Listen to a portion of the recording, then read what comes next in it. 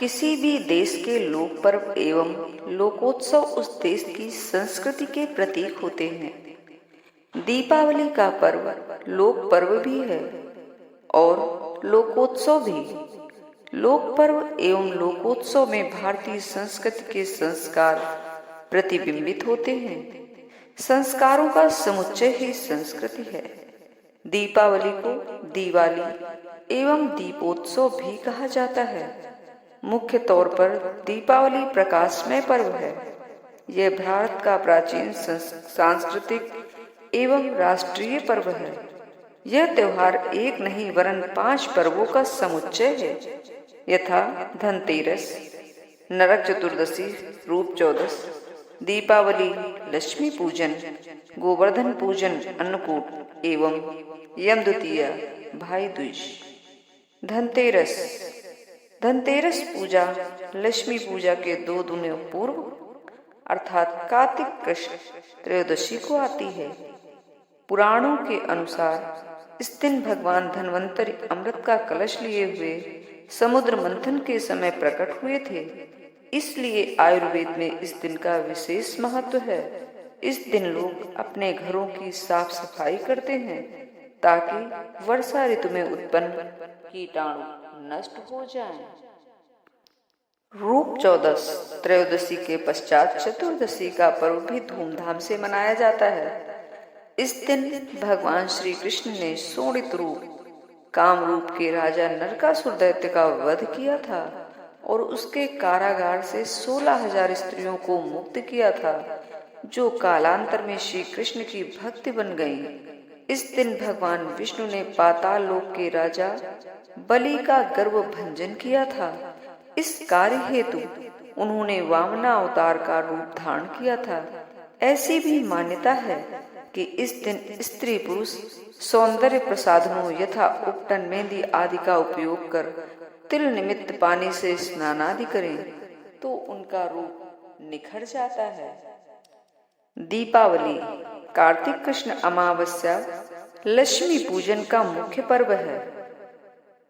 भगवान श्री राम इसी दिन लंका विजय कर माता सीता, हनुमान और लक्ष्मण के साथ पुष्पक विमान में बैठकर अयोध्या साकेत धाम आए थे। अयोध्या वासियों ने हर्षोल्लास के साथ दीपक जलाए। तभी से दीप प्रज्वलन करने की परंपरा चली आ रही है। इसी दिन समुद्र से लक्ष्मी जी का प्रादुर्भाव हुआ था। देवताओं ने भी इस दिन एकत्र होकर लक्ष्मी जी की पूजा अर्चना की थी। समुद्र मंथन का अभिप्राय यह है कि पुरुषार्थ से ही वैभव एवं समृद्धि प्राप्त होती है। समुद्र से 14 रत्न निकले थे, जिनका वर्णन पुराणों में मिलता है। गोवर्धन पूजा। कार्तिक शुक्ल प्रतिपदा का त्योहार गोवर्धन पूजा के नाम से विख्यात है। गोवर्धन की पूजा करते समय महाभारत की वह घटना हमें स्मरण हो जाती है जब श्री कृष्ण ने गोवर्धन पर्वत अपनी उंगली पर उठाकर इंद्र का गर्व भंजन किया था और गोवर्धन वासियों को अतिवृष्टि के संकट से बचाया था। महिलाएं गांव में गोबर का गोवर्धन बनाकर उस पर दूध एवं दही रखकर उनकी पूजा करती हैं।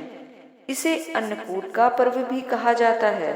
श्रीनाथ द्वारा में श्रीनाथ जी के मंदिर में पक्के चावलों का ढेर लगाया जाता है, जिसे आदिवासी भगवान का भोग प्रसाद समझकर लूटते हैं। इसके अतिरिक्त श्रीनाथ जी एवं अन्य मंदिरों में 56 प्रकार के पकवानों का भोग लगाया जाता है, जिसे 56 भोग कहा जाता है। गांव में इस दिन किसान बैलों को सुसज्जित कर उनकी पूजा करते हैं और उनकी दौड़ प्रतियोगिता भी आयोजित की जाती है। भाई दूज। कार्तिक शुक्ल द्वितीया के दिन यमराज की जो पूजा करते हैं उन्हें मृत्यु के बाद यमपुरी की यातना से मुक्ति मिलती है, ऐसी पौराणिक मान्यता है। यमुना यमराज की बहन है।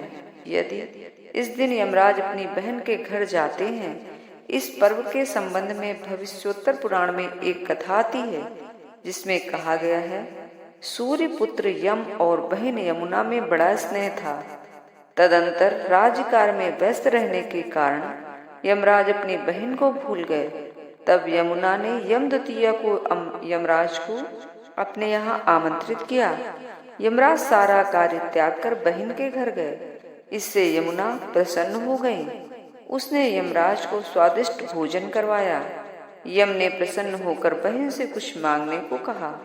यमुना ने कहा, भैया ऐसा आशीर्वाद दीजिए कि आज के दिन जो भाई बहन से टीका कराए उसका कल्याण हो और उसे यम यातना से मुक्ति मिले। इस दिन बहनें अपने भाइयों के दीर्घ जीवन की कामना करती हैं। इस कारण इस पर्व का नाम भाई दूज है। दीपावली जैसे व्यापक राष्ट्रीय पर्व को मनाने के लिए हमने सांस्कृतिक निष्ठा, नैतिकता, सात्विकता तथा राष्ट्रीय आदि गुणों को विकसित करना होगा। दीपावली पर्व के संदर्भ में एक कथा और प्रचलित है, विलोपी ब्राह्मण की। उसका जीवन सात्विक और सत्कर्मों से परिपूर्ण था। एक बार कुसंगति में पड़कर उसने जुआ खेला। वह सब कुछ जुए में हार गया, लेकिन पथभ्रष्ट नहीं हुआ। वह फिर भगवान नारायण की आराधना में लग गया।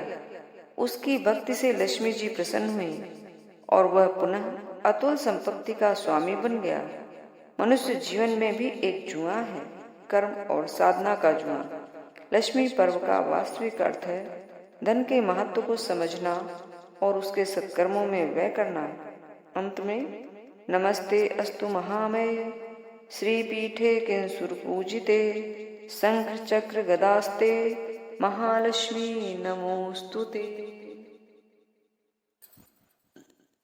दीपावली पर लक्ष्मी आधारित साधना एवं उपासना से स्थायी धन संपत्ति प्राप्ति के प्रयास किए जाते हैं।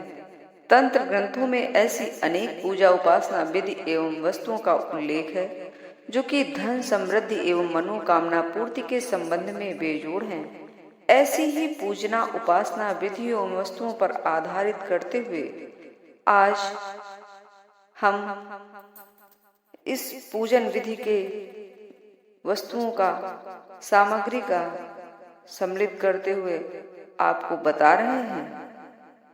कच्छप श्री यंत्र चौकी, श्री लक्ष्मी गणेश विग्रह मूर्ति, श्री कुबेर चाबी, श्री कुबेर यंत्र, श्री दक्षिणावर्ती शंख, श्री लक्ष्मी चरण पादुका, श्री यंत्र लक्ष्मी भाग्यवर्धक लक्ष्मी पूजन, श्री मंगल कलश, 5 कौड़ी, गोमती चक्र, लघु नारियल, श्रीफल, कमलगट्टे की माला, पंचरत्न, नाग केसर, रत्न गुंजा, श्री लक्ष्मी बीसा यंत्र, व्यापार वृद्धि यंत्र, श्री कुबेर प्रतिमा, इच्छा पूर्ति, कच्छप अंगूठी एवं पूजन सामग्री। कच्छप एक और जहां इच्छा पूर्ति के लिए जाना जाता है, वहीं स्थायी लक्ष्मी की प्राप्ति के लिए कच्छप पीठ पर उत्कीर्ण यह यंत्र चमत्कारी होता है। लक्ष्मी गणेश